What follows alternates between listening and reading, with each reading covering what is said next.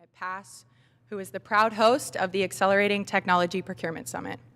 The next day and a half will be filled with keynote speakers and general sessions that will cover all things indirect technology and procurement.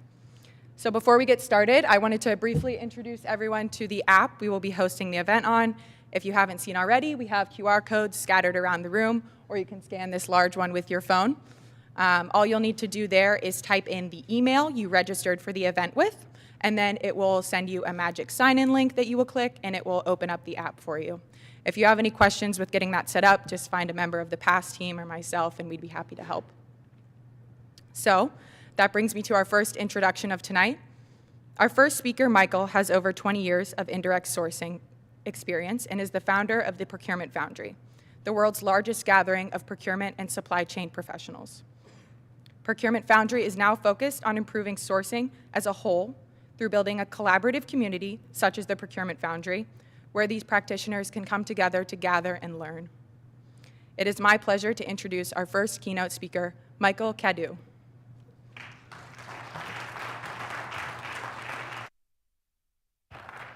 Hi, how are you all? That's good. It's hot, so I want to thank Eric for putting the Husky kid on stage with all the windows. Appreciate that. Thank you for the introduction. I just want to take a second and thank Eric and the PASS team very much. Thank you for the person who booked my airline on the airline that started 9 months ago. I really appreciate that. That was great. I found them. That's not a joke. I actually was on a plane with a company that started 9 months ago yesterday. Anyway, so my name is Mike Cadieux. I want to talk to you a little bit. Eric asked me to talk a little bit about trends, top procurement trends. So I thought maybe I would show you a little bit about what my community is, who I am, and what they talk about. I tend to talk really fast, and I also tend to lose my breath a little bit, so just bear with me. But at the same time, where are we? All right, cool. So let me ask you the question that I ask every time I sit in the audience with you. I've spoke probably 60 or 70 times. I've been to Gartner Symposium and all the other conferences. And the first question I usually ask when I stand and sit down in your seat is this guy worth 60 minutes of my time? Because I'm between you and a cocktail lounge right now. I don't know if I am. Maybe you can tell me afterwards, and if not, I'll buy you a drink. All right? I'm going to tell you a little bit about myself. I'm going to tell you a little bit, I'm going to try and do some networking with you all in the room. We'll ask you a couple questions just to kind of gauge the room. I want to talk a little bit about some of the macro procurement trends that I'm seeing, and I'll tell you how I see those. Some of the micro technology sourcing trends that I see as well as part of my community. I'll also talk a little bit about some of the things that are happening from support and countermeasures that take place in the community and things that we're seeing. Also talk a little bit about some emerging topics, things that you should be thinking about. And then finally, I'll give you a little bit of personal career development information that we do at Procurement Foundry, because we have a huge salary and compensation database. So does that sound okay? Everybody all right with that?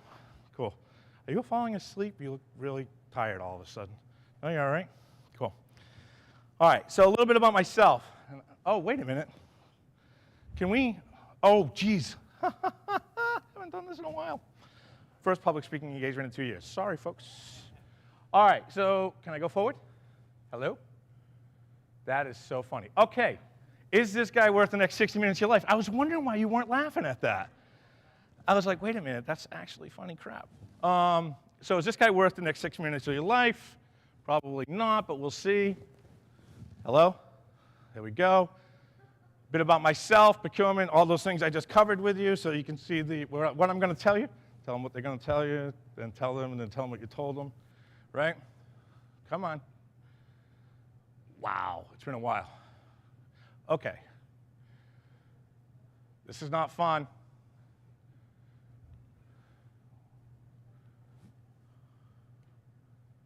Come on. Well, this is the entire presentation, so we've been done in about 3 minutes. Where is slide number 2? I apologize for the technical difficulties. Come on. I know what it is. I'm a Patriots fan. That's the problem. They gave me the thing that doesn't work. Okay, so is this guy worth 60 minutes of your time? Let me tell you a little bit about myself. I spent 13 years in the seafood industry before I came to corporate America. That's how I put myself through college. I went to Marist College in Poughkeepsie, New York. But I've literally done just about everything that there is to do in the seafood industry. When I left the seafood industry, I was running the largest auction house in the United States. And I was in charge of operations. And then I met some guys who wanted to break my legs, and I decided I should come to corporate America. That's a true story. Here's a hint. For those of you who want to know, always eat the local fish. And if you did see the documentary around the Codfather on HBO, I do actually know that guy. And they only got about 30% of the story right, actually. So, 8 years at Digitas. I used to be the VP of IT. I actually can speak geek, even though I'm not a geek. And I say that with all the affection in the world to the CIOs in the room. So I can actually, and we talked about this last night, I actually know about an IP stack. And I am actually Novell certified. It means, there you go. Anybody else Novell certified? No one except for me. Okay, cool. This is going well. So after being at Digitas got acquired in 2008. They were the largest digital advertising agency in the world, privately owned at that time. 2008, a French company named Publicis Group came in and purchased them.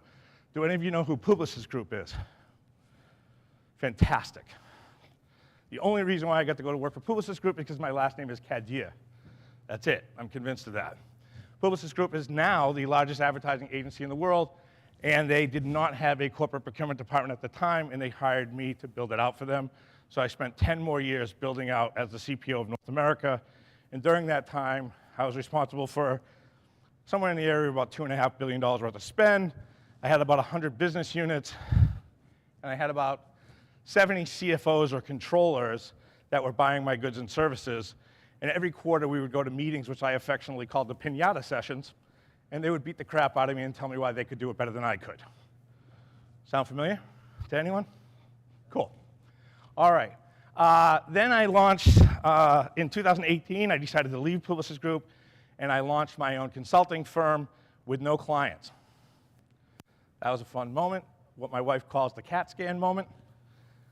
She thought that I was absolutely insane and thought that I should probably go back to work and beg for my job back. And I swore that I would never work in the advertising industry again. My first client, an advertising agency, absolutely. My friend from VaynerMedia called me up when I took on VaynerMedia as a client with Gary Vaynerchuk. Anybody know who Gary Vaynerchuk is? That guy was my first client. That was a lot of fun. I then realized that at Publicis Group, I had a staff of about 80 people in the Chief Procurement Officer role, and I actually hadn't negotiated a contract in an extremely long time, and my kung fu was really, really rusty. So I went from negotiating a $27 million Microsoft deal to negotiating a $200,000 Microsoft deal, and realized I have absolutely no idea how to negotiate a $200,000 Microsoft deal. So what did I do? Like any other person, I got on LinkedIn and created a small little group, and I called it basically Fight Club. Some of you are actually in the audience right now that were there at the beginning. And we started talking about contracts, and I started fine-tuning my skills again, thinking, all right, well, I'll just use this group as a community to kind of get my consulting business back up to speed. And then, strange thing happened on the way to building a consulting firm. My LinkedIn group went from 40 people to 800 people in 5 months. And I was vetting every single one of them, and you couldn't search for it, and you couldn't find it. So all of a sudden, 800 procurement people wanted to do things under Chatham House rules in a LinkedIn group that was linear and non-searchable. And people started saving millions and millions of dollars in weeks. So called up my consulting partner, and I said, I have no idea what we have. It's some kind of bizarre social petri dish experiment, but I think it's got legs. So maybe you should handle the consulting side of the business, and I'll handle that. So what I did was I handed off the consulting business to my partner, and in 2018, in July of 2019, we took 400 of the most collaborative people inside of our LinkedIn group and created a company called Procurement Foundry. At this point, we still don't know if we can monetize it, and we don't really know what it is. Not something I would also recommend. But we did start a Slack-based community with 500 collaborative people, and it started to grow. And I'll tell you a little bit about that. So that's my background. Any questions so far? By the way, I like to have interactive sessions. Anybody have any questions? Nothing? Fantastic. How about what is the Procurement Foundry? How many of you have heard of the Procurement Foundry? Are there any members of the Procurement Foundry in the room? Yeah, you two don't count. You started last night. Okay, so we have one Procurement Foundry member in the room. Cool. Hold on, got to go forward. I went forward. So the Procurement Foundry, as I said, had humble beginnings. It was a LinkedIn group that I converted into a Slack community. And I did it for one reason. Well, a couple of reasons. One, I used to be a chief procurement officer, and I hated sending people to conferences and asking them, what did you learn? And they said, I have no idea. And I said, who did you network with? And they said, some guy who bought drinks on Tuesday night. I said, okay. So I decided that the most valuable part of going to a conference is Tuesday night at the bar at around 10 p.m. when people are drunk and they really want to talk about their contracts.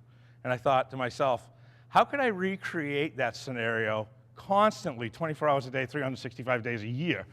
So I thought, I'll build a community. And I'll take the people from LinkedIn and I'll put them in Slack, but I'm going to vet every single member. Everybody who tries to become a member of Procurement Foundry, I personally vet. Well, I don't anymore, unless they get escalated to me because my team can't figure out who you are or what you do, or if you're cloaking yourself and looking like a procurement person even though you're a salesperson, which happens all the time. So I thought, okay, that was question number one, was could I recreate that Tuesday night environment at Gartner Symposium in the kimono before I passed out in the bush, right? Because that's when the real good stuff happens. I didn't fall asleep in the bush. I fell asleep at the bar, at the piano bar, if you want to know the real story. Okay, so Procurement Foundry gets founded, and I thought to myself, another question, because I'm a geek. I used to buy a lot of tech, right? I bought $400 million worth of tech back in the day. Then I invested in a team, and the team bought almost $800 million worth of tech on an annual basis. I thought to myself, what about if I put 500 technology sourcing people in one room, closed the door, and didn't let any salespeople in? Would they actually talk to each other and help each other out? They do, shockingly. Adam? They do. So I wanted to answer that question. I also wanted to answer questions like, do women make less money than men in the procurement industry? Right? Do women CPOs make less money than men? 16.5% based on the latest survey information. I wanted to answer a lot of other questions like, could you potentially eliminate Gartner's $47,000 fee by having a collaboration room? Would the people who buy marketing and advertising together actually talk to each other, or are they just prima donnas all day long? All these questions were rattling around my head when I decided to create this thing. But again, had no idea how we were going to monetize it. Also not a good business plan, right? But I thought, it'll be interesting, it'll be a petri dish. So now, what does Procurement Foundry become? If you don't know what it is, as I said, it's an online community of procurement professionals, and it has 5,800 people in 127 different countries who collaborate in a Slack environment.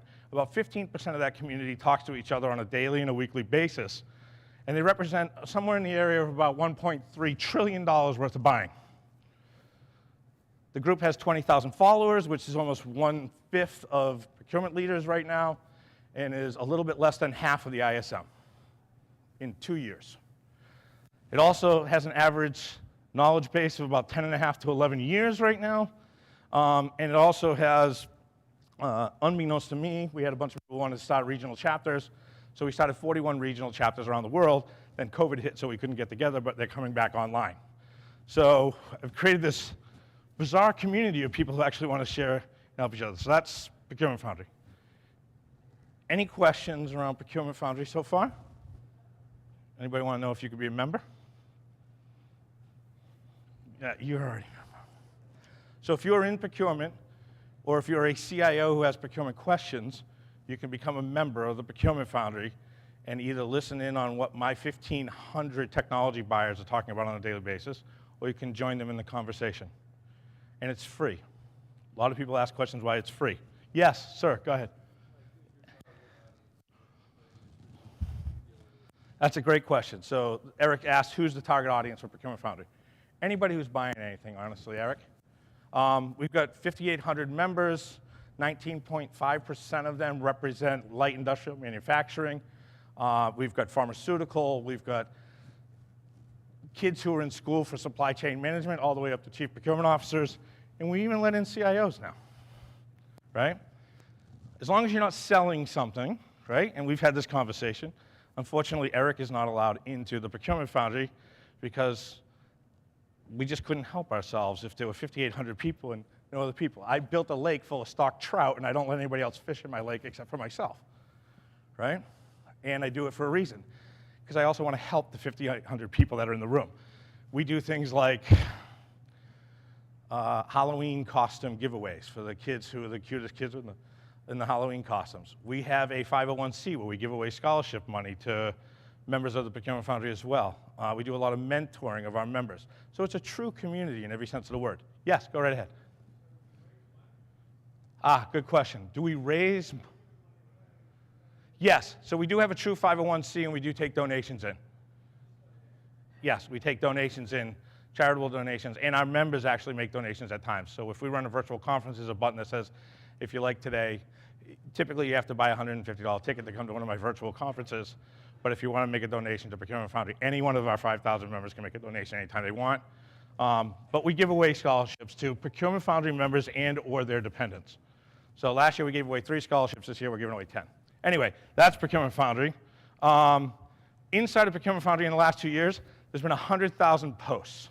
So people asking questions and things like that, right? So collaboration is very, very heavy in there. And then last but not least, about 70% of the chatter is public and about 30% of the chatter is private. So usually a conversation will start inside of Procurement Foundry, and then they'll take it offline. They'll say something like, hey, I'm working on X, Y, and Z. I need some help.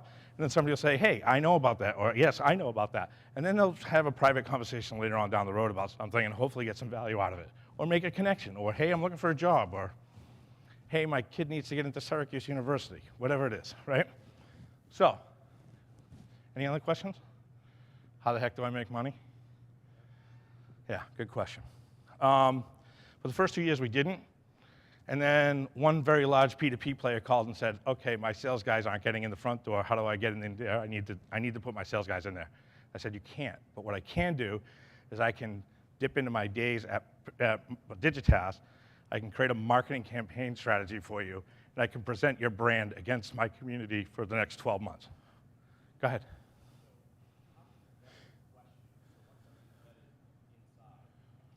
It's Chatham House rules. Yeah. I'm sorry, the question was, how do I vet the questions that people ask inside of the community? I don't vet the questions. The community governs itself, believe it or not. Yeah. And if you DM a bunch of people because you moved as a procurement manager to something else and my sniffer hasn't found you yet, the community usually, we do Guillotine Fridays. It's a lot of fun. You should hang out. Yeah. I'm bringing back the guillotine. So, yeah, if you do move from the buy side to the sell side, we do remove you. So that's the Procurement Foundry. By the way, are there any? So let's take a quick look. I want to do a little bit of networking because this is what I like to do at these conferences. So first question: what size company do you work for? Do you work for an SMB? Raise your hand. By the way, look around the room because you're going to be here for 2 days with people. So this is your chance to find out who the people are that you want to talk to tonight around 9 o'clock at the bar. SMBs, beautiful. Mid-markets, $1 billion, okay. Large whales, any whales in the room? 5 billion, 10 billion? Yeah, a couple of you? Cool. All right. Are you managing all the tech spend, or are you just category managers? Let's start a different question. CIOs, raise your hand. Chief procurement officers in procurement and IT category managers, raise your hands. Cool. Take a look around. Meet each other at the bar. Get that moment at 10 o'clock when you're talking about how you take, I don't know, somebody to the woodshed, or use PAS to do it because they're really good at it. Show of hands, who's responsible for software? Hardware? Cloud? It's everybody. Okay, cool. So this is a way for me to judge who's in the room. Years of experience. Do you have 10 years of experience? Raise your hand. Awesome. Congratulations. 15? Any dinosaurs in the room with 20 plus? Amen, brother. I hear you. I'm with you. All right. Last question. Does your technology procurement report to IT, or does it report to a centralized procurement organization? Let's start with IT. Whose procurement organization reports to IT, or is responsible for all IT spend inside of IT? One guy, one person. Everybody else has a central procurement organization that you bow down to on a regular basis. Is that correct? Awesome. So I'm sure you have a lot of questions for me about what procurement's thinking about, right? And how do I get them off my case and things like that. I'm not going to solve that for you right now, but I'll solve it at the bar later if you want to talk about what types of Christmas gifts we like and things like that. They're usually very small, under $25 works. All right, let's talk about trends, because that's what I came here to actually talk about now that you know who I am and know what type of an organization I run. Come on. I think I clicked it twice, Eric.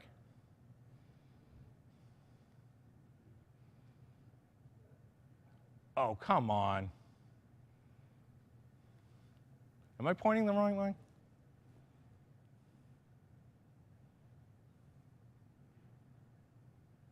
Okay. All right. I'm not even a season ticket holder, for God's sakes. Nope. One more. Nope. Nope. We're going forward. Let's go backwards. Oh, my God. Next time I'm hooking my laptop up. Oh, that was it. That's where I want to go. Macro trends. Oh, thank you, man. I really appreciate that. All right. So I run a procurement organization with 5,800 people. Oh, come on. Now, this is right.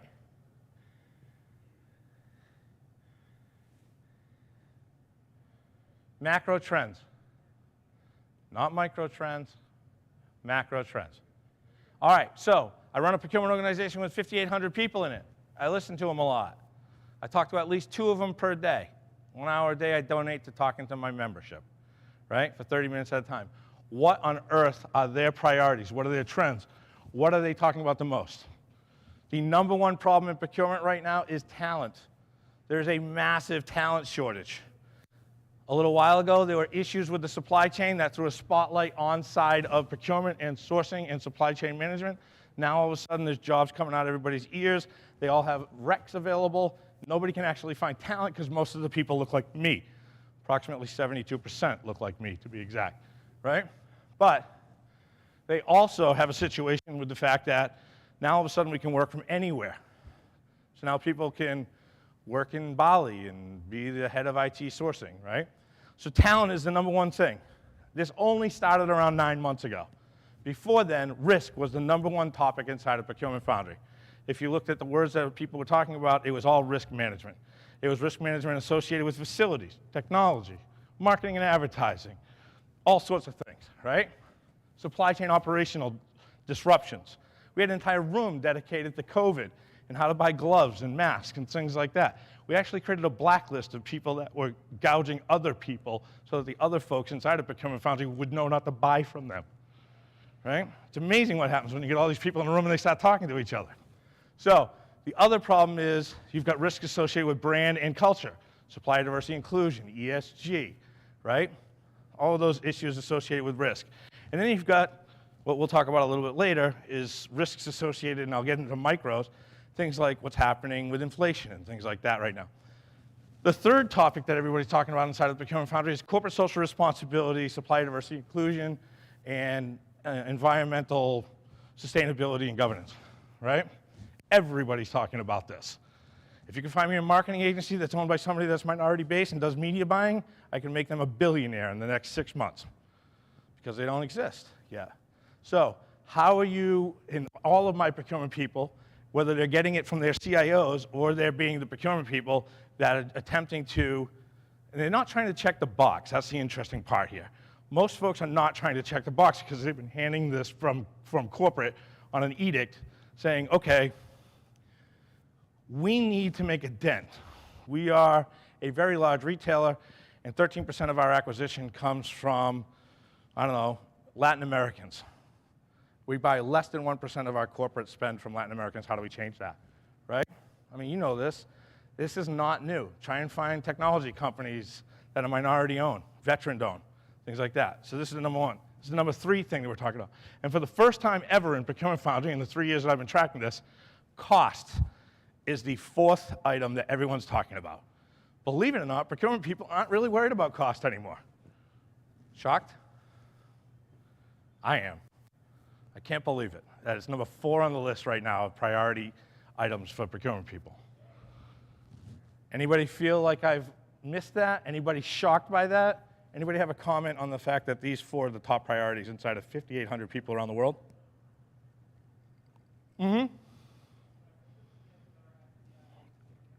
CSR stands for Corporate Social Responsibility. SDI stands for Supplier Diversity and Inclusion. And ESG stands for Environmental Sustainability and Governance. Sorry? Social governance. I'm sorry. Thank you. Apologize. Yes? Software audits? Yeah, it's in risk, right? Absolutely. But I'm going to talk about micros inside of IT spend in a second. And then cost. So cost is an issue, right? Most of the procurement organizations that I deal with have already cut out all the low-hanging fruit in their organizations, and now they're going back to squeeze the orange a 3rd or a 4th or a 5th time, right? There's a shift from cost containment to value acquisition, value add. Most chief procurement officers now are being told, hey, listen, I like the fact that you're saving me money, but I need you to figure out a way to add to my top line revenue now. How does procurement become a money maker for us? Through advancements in technology, through programs that you put together with our supply population to continuous improvement and enhancements in the products that we buy, right? Things like that. Most procurement people are being taught for the first time what trade working capital is, things like that, right? And then finally, they're getting massive pressure from the fact that suppliers need to grow their revenue on a regular basis, so that's one of the things that they talk about inside of cost. Make sense? Everybody? No? Nobody? This is public and private sector, so that's a good question. So Procurement Foundry has everything from the chief procurement officer at Rutgers University to the head of procurement for the state of California and some of the largest manufacturers in the world. It's totally agnostic. If you're in procurement in any sector in the world or in any industry, we'll take you. Yep. All right, I touched it once, it's working. So let's go down to tech sourcing, micro trends inside of tech sourcing, right? So this is probably more in line with what you see. The red highlighted ones are my own personal favorites on the to-do list, right? So there's risk and cost. These are the 2 biggest. So if I narrow it down to my IT category managers, the 2 biggest things that they're talking about is risk and cost, right? Supply diversity inclusion, kinda. Talent, they already got a job, so they're not worried about that much, unless they're looking for a new job, which most of them are, right? Because they're getting paid exorbitant amount of money. All of a sudden, procurement people have figured out that they're worth money, more money than they actually save, right? So the 2 big things that my procurement people talk about is risk and cost. What types of risk? Well, there's tons of risk. Supply chain disruption, right? Component level availability, delayed shipping. How long does it take to get a Cisco router right now? Too long? What, 6 months, 9 months? If you can get it. If you can get it. Try and get a Creston controller, right? Undefined delivery date. That's a new term. I like that. I don't know what that is. Can I get an undefined payment date on my invoice to go with my undefined delivery date? Here's one, SaaS-owned VC funding issue. And this is big in risk. Not a lot of people think about this, but we do talk about this, actually. So what does that mean? Most of the SaaS companies that you all buy from are either owned or funded by a VC or a private equity fund, correct? What happens if the cash dries up before they get the profitability? That's a serious question. Cost of capital just went up, right? Most of you are using guinea pig SaaS companies which at guinea pig pricing right now, and you're trying some new things because they're coming up with the best innovations, but they might run out of money in the next 12 to 18 months if they don't get that next round. Then what? I hope you got a really good escrow account with the code so you continue to run it, because I know when I used to run IT and I used to run procurement, there's no such thing as a pilot, right? Or a sandbox. It's kind of like, hey, we're throwing this into production and we're going to wing it, right? Cool. So there is a serious risk with the SaaS-based technology model in the fact that a ton of money could potentially dry up, and all of a sudden, the next wave of funding isn't going to come in for the amazing new product that just crushed it for your company, right? That's one that I'm really keeping an eye on. Cloud solution complexity and expansion, right? We all know about this, right? Why is it a risk?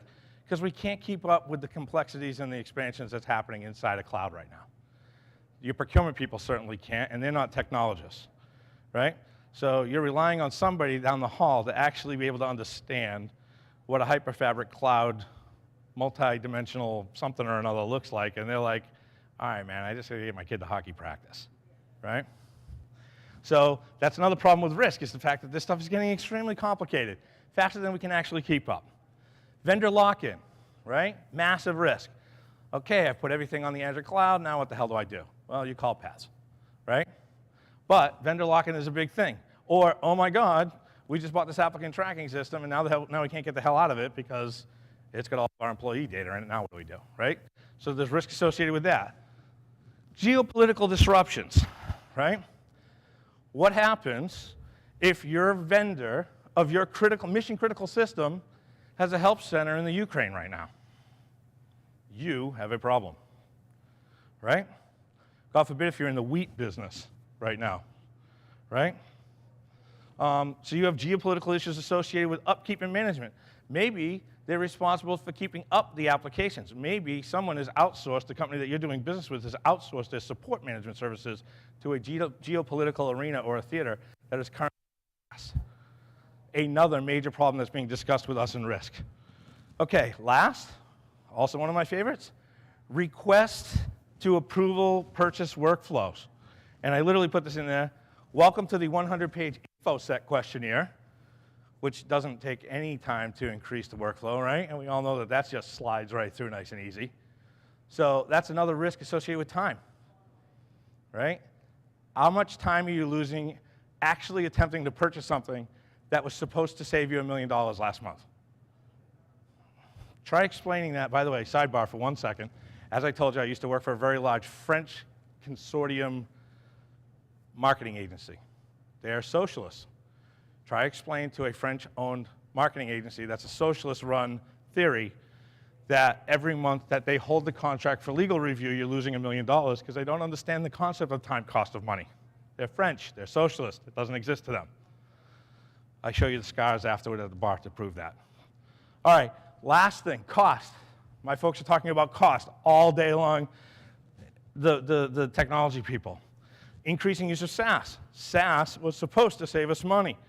It doesn't, right? It's got a lot of implied click-through. People are buying it on open marketplaces.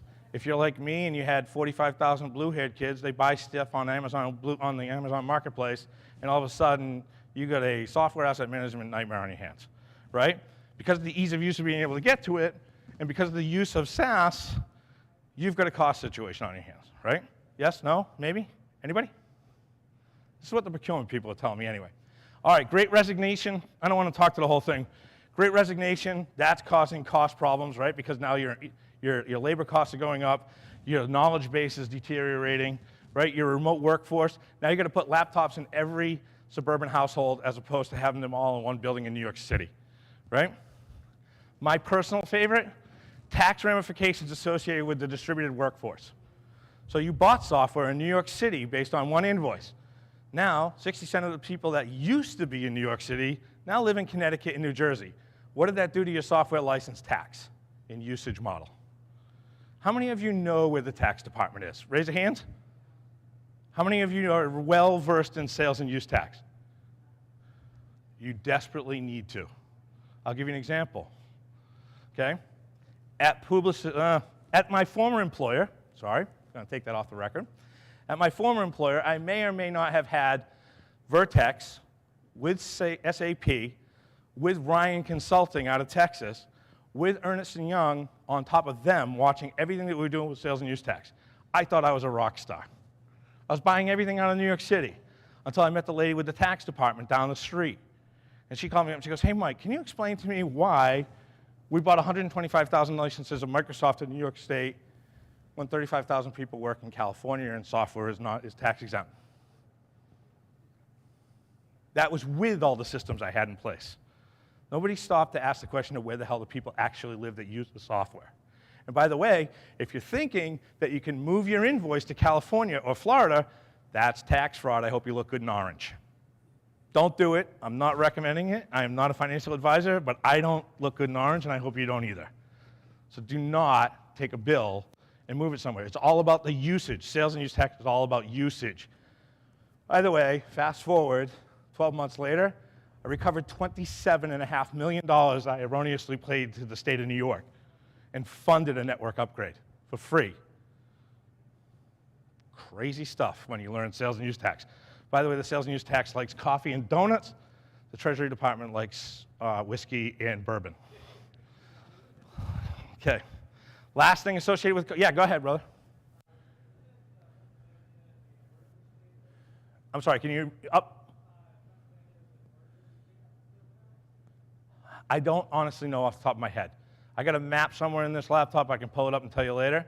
Every state, by the way, this is an interesting fact around sales and use tax around technology and furniture. So none of you buy furniture, but it's sales and use tax. Okay, every state decides their own thing. There are over 3,000 different taxing authorities in the United States alone. If you are buying inside of the loop, inside of Chicago, you're being taxed by approximately 9 different taxing organizations to get to your 11.25% tax on software. Now imagine if you put a purchase order in place for 100,000 employees in Chicago in the inner loop, because that's where your accounts payable department is, or that's where your CIO resides and he signs off on the invoice, and no one actually works in Chicago. You just paid Illinois, I don't know, on $100 million, you just paid them $11.25 million in sales tax, right? But all of your people work in Massachusetts at 6.25%. Guess what? The state of Massachusetts doesn't care that you just paid Chicago $11.25 million. They are going to assess penalties against you. Here's the problem with that. You busted your ass to negotiate a discount with whatever enterprise class client that you had. Or you paid them to bust their ass to negotiate for you, right? Average what, 10% savings, 15% savings? Penalties and fees will wipe that out in a year if you don't keep taxing up, right? There's a lot of money in tax. If you don't know it, go find your tax people. Like I said, bring coffee and donuts. They're really nice people. They're going to ask you some questions that you're probably going to want to fire yourself over, but you'll get there, and there's money to be had in those hills. So that's what's happening from a micro perspective with all of my procurement buyers inside of IT. You look glazed, man. Is the heat killing you guys? I'm sorry about that. Any questions on any of this? You all got that sales and use tax thing down? Come on, I know you didn't. It took me a lot of time to learn that. Yep. And then the international rules are even worse. Okay? Not to mention the state of Texas. Yeah. Don't get me started on Texas. All right, next. So those are micro trends. What's happening that can help us? Countermeasures, right? Biotech. There are more biotech companies sprouting up right now than Crocus outside of this building, right? It's estimated that there's somewhere between 1,000 and 1,500 biotech companies, spend analytics companies, purchase-to-pay systems, right? They're everywhere. It seems like every single person on the planet is getting some, crazy valuation, right? 2 people in a garage can start a biotech company tomorrow around supplier diversity and inclusion, even though there's no single governing body that certifies small business owners for supplier diversity and inclusion, right? VC funds pouring out of their ears money to buy into biotech and spend analytics, things like that. You know why? Because somebody finally figured out that if you save money, it goes directly to EBITDA. Oh my God, I don't have to find a new client this month, right? God forbid if somebody actually figures out that you're working on a 35 multiplier. If you save $1 million, guess what? That's a $35 million client. You don't have to walk in the front door if your procurement department or your CIO just saved $1 million this month. I would like to get paid as a $35 million sales rep who just landed a $35 million deal when I save $1 million for my company in bottom line savings on technology. By the way, you can use that. It's not patented, but it's a great way to negotiate or at least show the value. Say, hey, how much was the guy who brought in a $100 million client? Because I just saved us $10 million and we work on a 10% margin call, right? Cool. Community. So buy tech's happening, right? Lots of money being spent, lots of companies cropping up. It's early days on this thing. It's going to get bigger. There's going to be a lot of consolidation in that space. Community. There's a lot of things happening in community. There are places for you to go now. You don't have to wait for a conference on a Tuesday night sitting in the back room talking about Microsoft anymore. Anybody on Discord? Your kids are, they're gaming. It'll come. I run a community with 5,800 people. As long as you're not selling something, you're welcome to join myself and my 1,500 other technology buyers. Happy to have you with us, and by the way, it's free. I know that sounds crazy, but it's free. There's other community too, right? Things like PAS, different types of things. PAS is SME pools. So the next thing is SME pools, subject matter expert pools.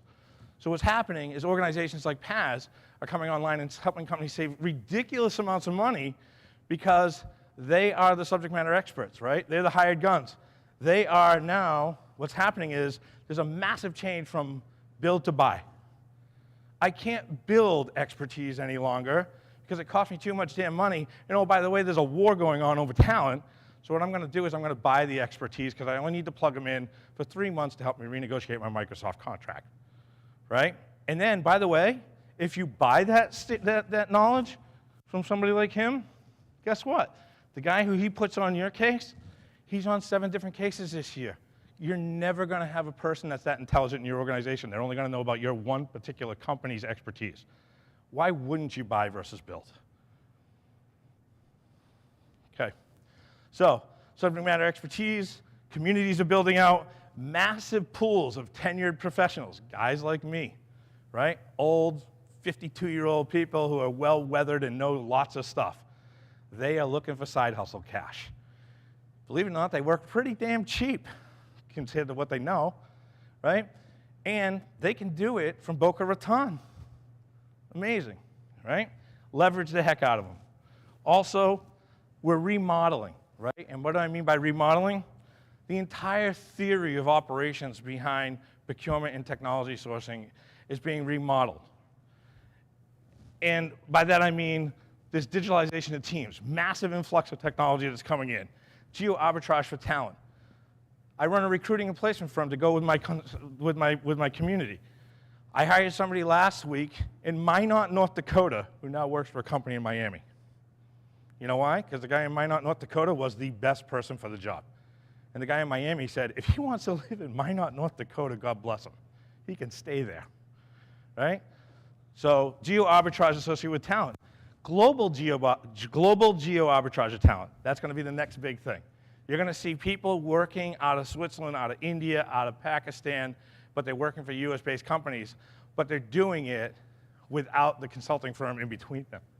So somebody who was working in a procurement department before is going to be working for you on side hustle cash, right?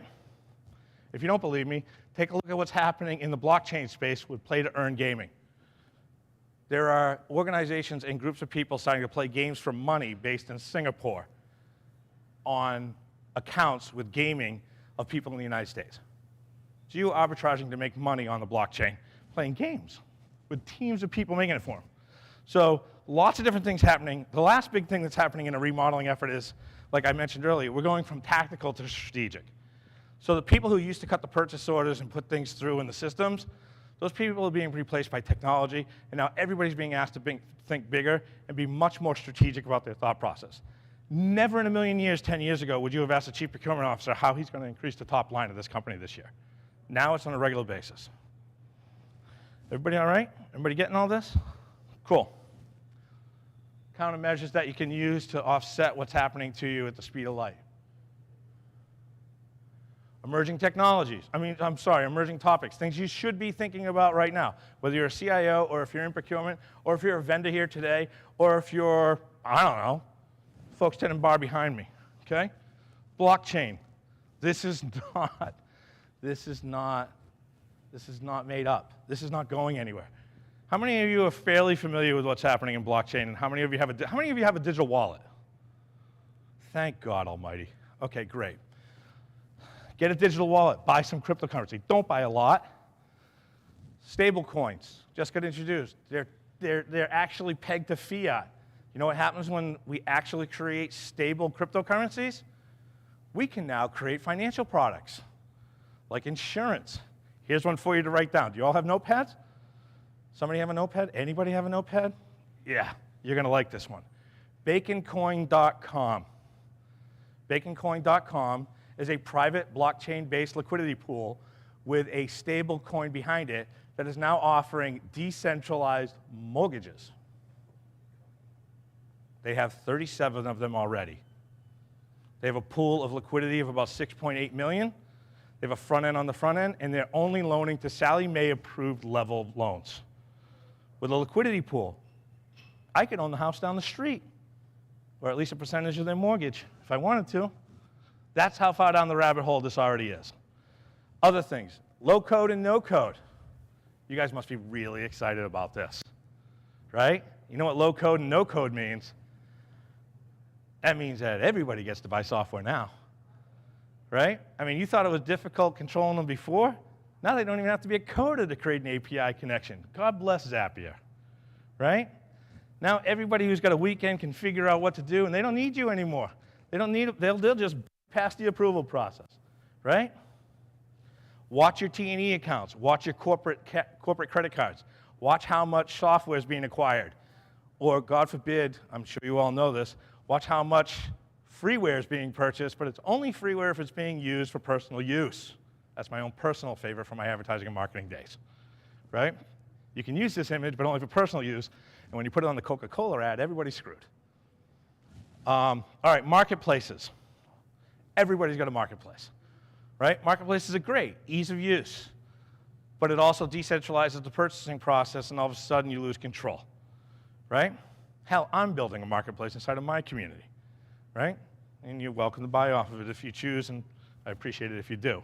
Be real careful about marketplaces and the fact that they increase risk and they increase cost. The biggest problem with marketplaces, the Amazon marketplace, everything's retail. Oh, nah. Thanks. Does that happen automatically, or is that my cue to end? Whatever. Sorry. Thank you. That helps. Thank you. Digital natives. Next big emerging. Oh my God, it's like 30 degrees cooler. That's awesome. Digital natives, next big emerging trend. Who here knows what a digital native is? Yeah, the kid who's a digital native knows what a digital native is. Digital natives are my 18 and 22-year-old children, right? We, well, most of us, are what we like to call digital tourists. Guess how quickly digital natives pick up no-code API capabilities on a weekend and start spending money on a corporate card that nobody told them they couldn't do because they got a deadline on Monday and they got to be done, right? Digital natives. It's the next big trend, and by the way, it's the people that you're probably going to be hiring next. Right? They don't need tech support. They're their own walking tech support. They're better than your tech support. They know how to use their own stuff. They come with BYOD. They bring their own stuff. How dangerous is that still? Right? All things you should be thinking about as far as emerging trends. There are more and more of them entering the workforce every day. Any questions around any of this? Any blockchain nerds in the room? Yeah? Pseudo?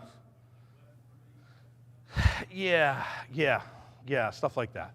We'll talk offline. We'll talk about cryptocurrencies and play to earn, and how about DAOs? Let's ask, before I go to the next slide, does anybody know what a DAO is? You do? It's a decentralized autonomous organization. It's a corporation without a corporation. Wrap your head around that for a little while. And then put a DAO with a stable coin with liquidity pools pouring money into it that become investment venture capital funds with nobody at the helm.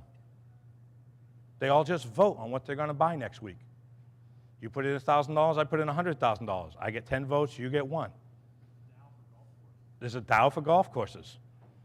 Absolutely. There's a DAO for NFTs. Everybody votes on one NFT they're going to buy this month. It's a decentralized autonomous organization. If you don't know what a DAO is, DAOs will be investing heavily in startups over the next 3 to 5 years. There's a DAO that runs a blockchain organization that buys mortgages and gives mortgages now. That is a DAO. If there's one thing you can take away, go look up DAO. It's going to scare the hell out of all of you. But you might invest in them at the same time. All right. Let's get personal. How much time do I have left? 15? Cool. Let's get personal. I thought you might be interested in talking a little bit about yourselves for a second, right? And I thought that I'd have some more IT sourcing people in the room, procurement people in the room. So the number one commodity that's out there right now, based on my community in the chatter, is tech sourcing professionals. By far, there's a massive shortage. The only thing that's shorter is truck drivers, right? And apparently plumbers, because my plumber books $150 an hour. But tech sourcing people are in massive demand right now. What does this mean for you? What should you be thinking about if you're in tech or in IT, or if you're a CIO and you're running your own procurement organization, right? Number one, how am I maximizing my expertise? How am I staying up on what's happening in emerging trends right now, right? What the hell is a blockchain and a smart contract, and how long before that's smacked me in the face, right? I need to know about that. How long before my vendor asks me to be paid in Ethereum? There are vendors taking payments in cryptocurrencies now. Lots of them. More coming. And I'm not talking about Tesla with Bitcoin. I'm talking about small software startup firms that are taking Dogecoin and then converting it immediately to stable coins because, I don't know, their owner has a ton of Dogecoin, or I don't know, they just like the picture on the token. I have no idea. So how are you maximizing your expertise? How are you keeping up? If you're not keeping up, guess what? You're becoming obsolete every moment that you're not keeping up. Next, gig economy opportunities. If you're like me and you're thinking about getting the hell out at some point in the near future, you don't have to retire. You can actually make a ton of money in gig opportunities, right? Zillions and zillions of people want to know about what we have. Yes, there is ageism out there, no question about it, but there is an emerging need, and these collaboration communities like the one that I'm building in real-time marketplaces for short-term project-related work, propping up every day. If you got friends that are in marketing, send them to ripple.com. It's an online marketplace for talent, for advertising and marketing executives. How's my network and social presence? How many of you spend time on LinkedIn? How many actually publish things that makes you look smart? If you're not doing that, you're going to be like me. I had 650 connections when I left Publicis Group and decided to start my little consulting practice, and the 640 of them were vendors I had been beating up for the last 20 years. Not a great way to start a consulting firm. Really not good. None of those people wanted to talk to me, right? If you're not expanding your network on a regular basis, and you can do that now through social platforms, publish a blog post. You want to be a subject matter expert in Procurement Foundry? Give me a call. We'll write a blog together. I got a ghostwriter that'll help you. You want to get your word out there? You want to get your name out there? You want to build your own personal brand? You should be doing that. It helps with the negotiation process for your next gig, okay? Is there something that I can give back? Can you write a book? Can you be a mentor? All of these things you should be thinking about. Top skills in demand right now: analytical thinking and innovation, proactive listening, active listening, something that my wife says I'm absolutely horrible at, which I completely agree with her, right? Creativity. Creativity, think about that. I run a procurement organization with 5,800 people, and one of the most sought after skills is creativity. So the question becomes, how much of procurement is science and how much of procurement is art? To me, a 50-page contract looks like the Mona Lisa if it's written the right way. And a lot of my friends think exactly the same way. That's why we labor over them so much. There are there are Mona Lisa, right? And then finally, willing to embrace tech and change. If you are not willing to embrace change, I highly recommend you go get the book, Who Moved My Cheese? It takes about an hour to read, right? It's a really old book. You probably all know it, right? If you can't embrace change, you will be a dinosaur in procurement and in technology. You all know this. I don't have to tell you that. All right. Now, somebody asked me last night whether or not I asked my people around salary and compensation. Procurement Foundry runs a salary and compensation survey every year. We're in the process of running our third right now. I have 5,000 members. We're going to hit 1,000 people responding to our salary and compensation survey. That's 25% of my community is going to fill out a survey that I asked them to do, right? That's a huge number for a survey. Last year I had 800 people and 3,500 people. This is what the salary and compensation looks like. The first reason why I wanted to do this was to find out if women get paid less money than men. They do. And the further south and to the right you go, they get paid less along the way. So if you're in Alabama or Mississippi and you're in head of procurement department, you should probably move to the Pacific Northwest if you're a female. And should you have an MBA or an industry certification? We have that information as well. I just wanted to show a quick slide to show you that the average procurement person inside of my organization right now makes fully loaded about $121,000 per year, but you can see it starts at junior associate and moves all the way over to C-level. The reason why I don't have a C-level number is because I only had 15 people at the C-level answer the survey last year, and I didn't think it was a big enough data set, so I pulled it out, right? But I thought you'd be interested to know that there are free spaces where you can learn about how much you're worth if you're in IT and IT procurement, right? Last week, I got an email from somebody at a major insurance company in the West. Said, thank you very much for the salary and compensation survey. I took that back in March. All 37 of my people are currently getting raises based on your information. I said, great. If you can get all 37 of them to fill out this year's survey, I would really appreciate it. Somebody called me and said, your data is better than Mercer's. How the hell did you do it? I said, I don't know. I just asked them. And they gave it to me, right? This is one page of a 17-page deck, which if you want it, I can get it for you. It's free, by the way, for Procurement Foundry members. It's free for everybody. I was just kidding, right? And the reason why is because I'm trying to do something right for people. I want people to be able to get better jobs and get better pay. I want them to be able to collaborate. I want them to have mentors. I want them to find better jobs. I want them to save their companies more money. Most of all, I don't want to inhibit the collaboration process of all you being able to talk to each other about how you save money and about how you do your jobs better, or if you want a new job. Last takeaways. So, tech sourcing, probably the biggest takeaway is tech sourcing people are in demand. Whether you're a CIO or you're head of technology sourcing right now, you're in ridiculous demand. There are bidding wars for procurement people or people who know how to actually buy procurement. I know because I'm running a recruiting company right now. Procurement Foundry has started a recruiting firm. If you buy technology and you're looking, please come and see me because there's absolutely ridiculous bidding wars. I had somebody nailed 60 days, 7 interviews last week, 30% raise. Called us up on the day he was supposed to accept and write his offer, said, I went back and talked to my boss, they're going to increase my pay by 45%. Thanks for coming. Bidding wars for someone who probably, honestly, isn't worth it. But they're paying for it. Because all of a sudden they're going, hey, this guy saved me $2 million last year and I paid him $170,000. Do I really care? Right? He paid for himself 20 times over before he actually gets smart and calculates what his value is in EBITDA money on a multiplier.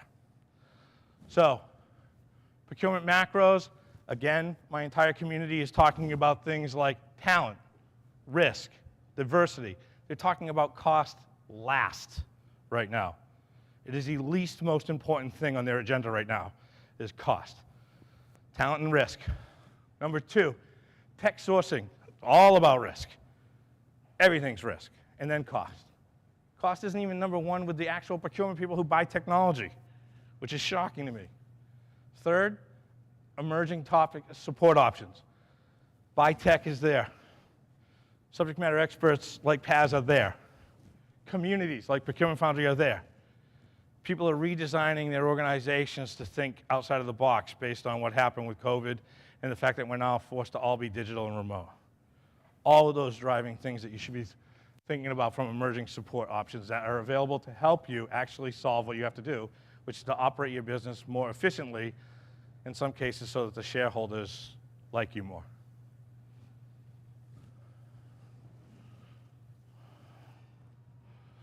I think I'm done. Am I done? I am done. Any thoughts? Any ideas? Any best practices I missed? Any trends that I missed? I want to hear them. Anybody who wants to book 30 minutes with me to talk, I'll take it. I'm a student of the game all day long. Because right now I run the largest community in the world associated with procurement, and 1,500, almost 1/4 of my population is buying technology on a daily basis. I want to know what you need to know, what you need, and what your problems and issues are, so I can help drive my community better. And if you want to know what my community is thinking, I'm happy to give you 30 minutes of my time. Yes?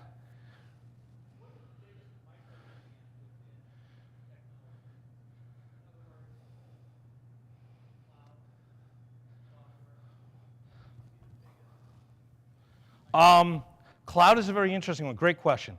What I'm seeing in inside of the chat rooms right now is the fact that we've gone almost too far cloud, and it's time to go back to hybrid in some way, shape, or form, because there's too much risk associated with 100% cloud architecture.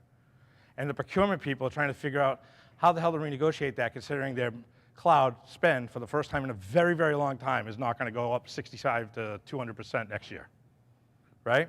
Because now they got to go out and buy some hardware. One of the other biggest trends I'm seeing around cost is how to offset the fact that you can't get a Cisco router for 9 months, right? Park Place Technologies, the guys who sell third-party maintenance, they're sitting on a massive repository of hardware. If you can't get routers in 9 months, guess what? Buy refurb. They're 30 cents on the dollar, and they work just as well. I'm going to say something that the CIOs probably won't like too much. The blinky lights on the refurbs work just as well as the blinky lights on the brand new shit. Let's be honest, right? Any questions? That's a great question. That's one of the things I'm seeing. That's it? Come on, man. I know I'm in between you and cocktail hour. Nobody's got anything else? I'm giving you free reign to ask me. Yes?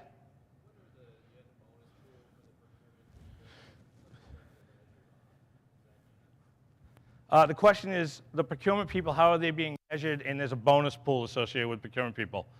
Believe it or not, some people are actually starting to work on gain share models in procurement. So they'll take a base pay plus whatever they save. I talked to a CFO the other day who hasn't had a procurement officer yet. He wants to hire his first chief procurement officer. He said, I'll pay, this is crazy. He said, I don't want to pay more than $225,000. I said, how much is the bucket of spend you want this person to manage? And they said, just under $1 billion in third-party spend. He said, but here's what I'm willing to do. If I can get them for $200,000 to $225,000, I will give them 10% of their savings. I said, I will take the job right now. Right now. I will close Procurement Foundry, and I will retire in 6 months. You're a brand new company. You've never had a chief procurement officer before. You have $1 billion in third-party spend that's never been picked before. The low-hanging fruit in your organization, I could sleepwalk through $200 million in savings in the first year. I'll take 10%. You cut me a check for 20. You can pay me. How about this? I'll give you the $225,000 back. So yes, there are other strategies associated with compensation. However, you got to have the right CFO in office to be able to do that, right? You got to have a CFO who actually starts to think of procurement people like salespeople. Believe it or not, procurement people are actually more dangerous than salespeople. They can add more to the bottom line. Just nobody's ever talked about it before, right? There's no salesperson on the planet that's going to bring that company $200 million. They work on a 9%, 10% margin. That's $200 million on $1 billion, conservatively. You're going to tell me that there's a sales rep out there that's going to bring $2 billion into the front line? Never going to happen. I can drop $200 million and you want to pay me $225,000? Oh, and by the way, this guy is 90 miles outside of Dallas, and he wants somebody at his office. I'm like, forget it. I'm not even going to take the open rec. I don't want to recruit for this job because nobody wants to work 90 miles outside of Dallas. It's not going to happen. I got a stud in Butte, Montana. You want him? No, he's got to be in Dallas. I said, all right, then you don't get the stud. Sorry. If you're not playing the remote hiring game right now to get the talent that you need, and there's probably studs in Australia, and there's amazing people in India, right? India, average wage, what, $4,000, $5,000 a year? Come on. You pay them $25,000 a year, they live like a king. That's 1/10 of what you're going to pay someone in the United States. And I'm not talking that I love keeping jobs on the mainland. But at the same time, there are some really interesting people, and COVID and the fact that we're now working remotely has just opened up a whole new world. I just hired an advertising agency in Romania. Romania. They're the best agency I've ever seen. I don't want to tell you what I'm paying them. I felt so guilty. I felt so guilty about what I paid them that I actually sent it back the invoice with a 20% uplift. So, some gifts because I got to go, and Eric's looking at me like, get the hell off the stage. There's a guy named Brad Veach. Any of you know who Brad Veach is? Don't raise your hand. I know you already know. You know who Brad Veach is? He's the single largest software buyer in the United States, probably in the world. He is the head of software purchasing for Walmart. Brad just wrote a book. I bought 50 of them. Brad signed them, and I brought them here for you. They're free from me to you. You want to see what the guy who buys $1.5 billion a year worth of software has to say about negotiating software contracts? There's 5 up here, and there's 50 more over on a desk. You're welcome to have it. Okay? Brad also speaks at our conferences, and Brad is also going to be, when we light it up, the Procurement Foundry Institute. Brad will be teaching in class because I believe that actual practitioners should be teaching the next generation and not academics. Brad will be teaching a class on IT software sourcing at the Procurement Foundry Institute when we light that up later this year. That's it, unless you got more questions. You got to have more questions. All right, I'm going to be at the bar. Come ask me more questions.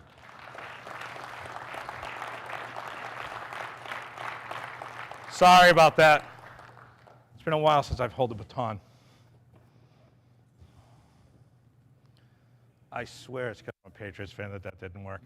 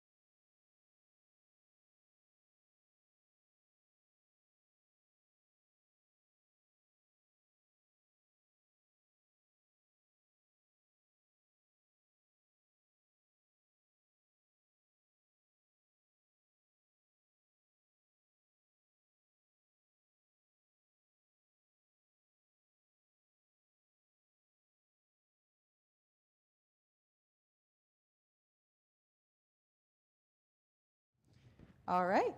Can everyone hear me? Perfect. Well, again, thank you everyone for coming out to ATP 2022. I'm joined by Darla Morse, the CIO of Red Robin, and I will let her give some introduction on her background and where she was prior. Thank you. Thank you for having me. So my background, we talk a lot about the IT piece of it. I've been in IT my whole career. So I really started with Disney, and I think when you're at Disney, you're really a guest DNA profile because that's what we do so well and the experience. And from Disney, I went to SeaWorld. Very interesting, took a company public. And then I went to Rourke, which is here, which I would say I worked for Blackstone at SeaWorld, then I went to Rourke, and Rourke is definitely, I would say, the best PE out there. And then coming to Red Robin in the last year. So if you think about my just path, it's really been a lot about the guest experience And everywhere I go, that's the footprint that I try and leave because that's my focus. But also on the operations side, I think really focusing on what makes their life easier because their job's pretty tough in the hospitality industry. So that's kind of where I'm at now. Yeah, well, we're so excited to have you. And what ATP is all about is uniting the people who are procuring software and all of the things that fall under the umbrella of indirect technology every day. And we really want to get into the mind of a CIO. So I do just have a few questions to kick around and kind of enlighten the audience. So tell us really why it should be a priority to leverage platforms that are directly correlating with cost reduction and how you've done that at Red Robin. Yeah, so I think when you look at our job is really about saving money. And as you know, when the cost reductions come, your probably phone rings because we usually have the biggest spend out there. So I think the important part is being able to leverage platforms that can drive savings. But I think for me, personally, I don't want to have to go into a platform or go into a company that I have to do all the hard work because our jobs, our focus should be on the business and not having to deal with all that. So I think leveraging platforms where the data is there for you and the environment gives you the tools to be able to do the work, and then you also have the expertise. I think that's where our focus and my focus has been. Yeah. And with that, would you say, what are some of the largest challenges you face as a CIO, and are you using those platforms to solve those, or how are these initiatives affecting those? Yes, and we can talk about PaaS for a second. So I'm leveraging platforms that, have data. So I want the benchmarking and the actual data to show what the to-be or the to-be state should be. But I also want to make sure that I'm leveraging an environment that has credibility because I think that's part of when I make a commitment, I want to know that I'm leveraging something that I can trust. And so those platforms are helping me be able to achieve savings that we frankly haven't been able to get to in several years. How long has it taken you to kind of feel or realize that hard dollar savings? Well, I would say we initially, when we started with PaaS, within probably 6 weeks, actually, I take that back, before we actually signed with PaaS, we did a test and we were actually able to bring money to the table immediately, which is what got my CFO excited because she was like, yeah, this is real money in the bank. So I'm all in, and from there, we've been able to do that in almost every contract that we've had. Yeah. So aside from savings, how are you measuring the value from platforms or initiatives you implement for spend reduction? Well, I measure it based on, what I was paying before, but also what is the value that will drive over time. So we talk a lot about cloud, and I think one of the things people don't think through is the T's and C's in the cloud world are very different than an on-prem environment. But the contracts we all sit with have been there for years in some cases. So as you are moving to the cloud or you're moving to these new environments, you've got people who don't really understand what those T's and C's should be. And so as you're negotiating with these new contracts, you need somebody who has that knowledge. And I think so the value that these, just the platform brings, but also the expertise behind it is driving future value as well as price holds, as well as, 1 or 2 or 3 year return updates that you can do or upgrades you can do over time that will, you talk 5 to 7 years, you can, bring value back into your budget. Very nice. Well, that's just a little bit inside the mind of Red Robin CIO, Darla Morse. Does anyone have any other questions while we have her up here? Yes. What do you think about 2023? What's on your priority list? So 2023, I believe, has to be a world of automation, and I think we all have to figure out how AI and machine learning is going to play a real significant role in the environment. But I also think robotics. I think robotics, people, I think they think that is like way down the path, and I'm saying it's now. Because when you think about staffing, and those of you, dealing with staffing, you need to automate, and automation isn't easy. And I think it's interesting when you look at long-term people, they know what they've always done. Disney was probably the case study on this, is when you would ask somebody, well, how many people come through Magic Kingdom front turnstiles? Well, for 30 years, I've been tracking that on an Excel spreadsheet, so I can tell you exactly what's coming in. They're really not looking at the trends. And I think when you look at automation, we have to be forward thinking about that now, because you can't just turn that on tomorrow, right? So you need to be testing. I'm a big advocate for proof of concepts. I think we've got to continue moving that needle that way because the cost is going to continue to go up. I think automation and the things that we do with technology, but also the contract side of it is how do you consolidate, how do you integrate your platforms so that you're not having to pay the cost. So I think 23 will be a lot about that. And then digital. I think digital will continue to be a big presence. All right. Yes.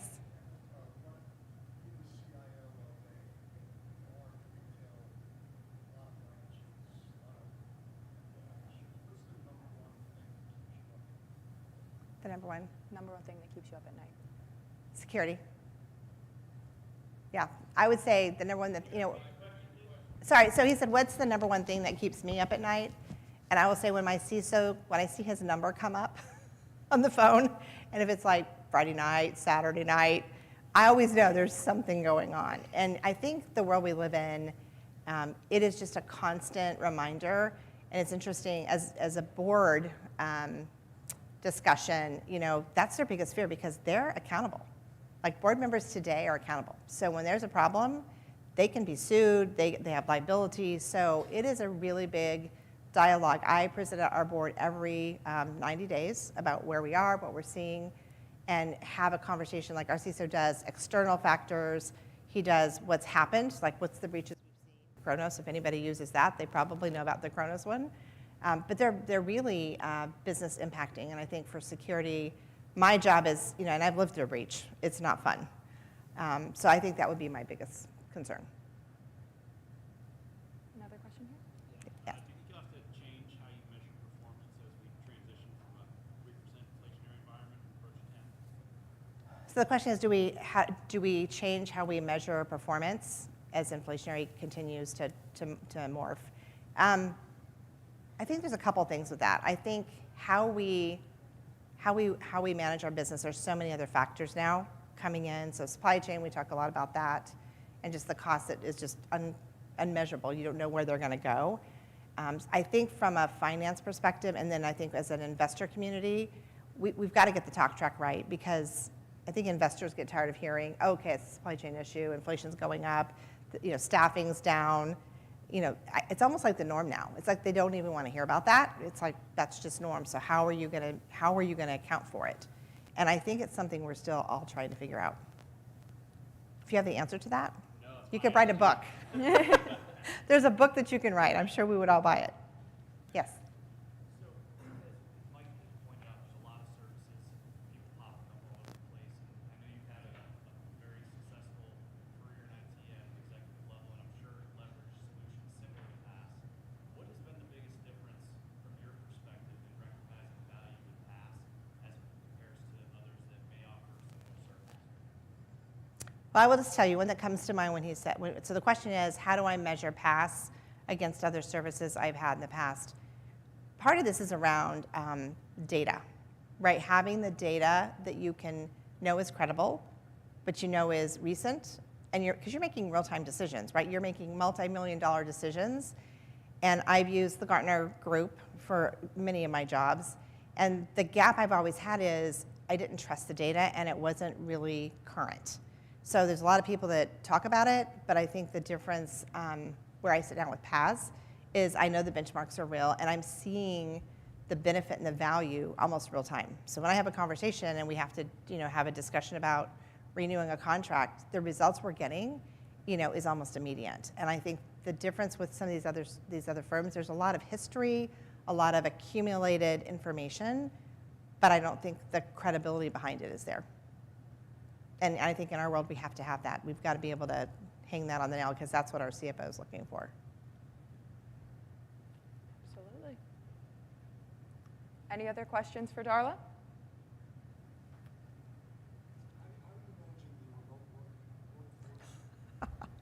How am I managing the remote workforce? So our office is still closed. It's awesome. We have a 3-story building that only 4 of us are in. So we have lots of room, lots of space. But I think what's different is culture. And the culture's really hard. Like I started a job during the pandemic. We had like a little picnic and people were talking to me. They work on my team. I never met them.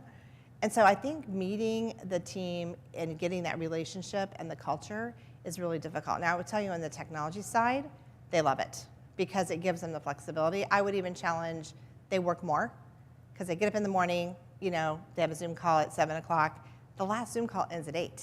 Like, and they're on those calls. Literally, people are like, I'm going to be 5 minutes late because I have to go to the bathroom. Like, I've literally not had a break.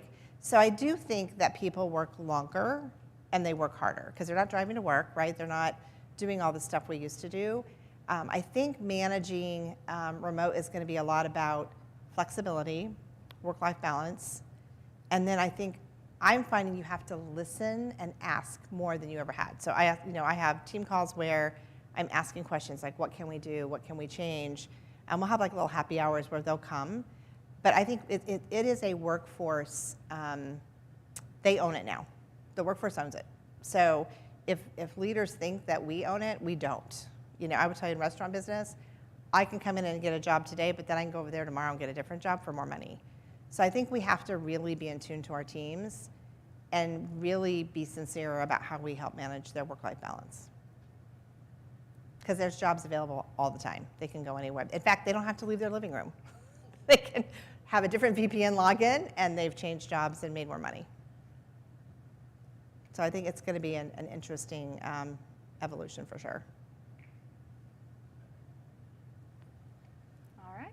Well, if there aren't any other questions, I apologize for everyone getting a suntan this afternoon, but the bar is open. If you need another drink ticket, please feel free to stop by the registration table. Hors d'oeuvres will be passed around, but let us know if you need anything, and welcome to ATP. Great. Thank you, Darla. Thank you. Sorry.